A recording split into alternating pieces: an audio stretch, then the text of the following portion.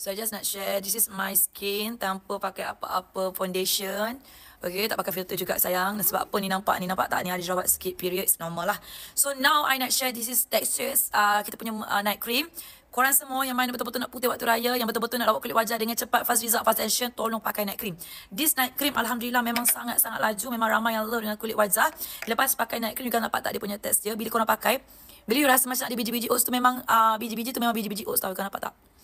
Bila you pakai, dia akan bagi extra glow. Boleh ke pakai waktu siang? Boleh je, tak ada masalah. Tapi kalau saya tak selesa lah sebab ada biji-biji tu kan. So lepas tu kita nak pakai foundation, sunscreen semua, rimas.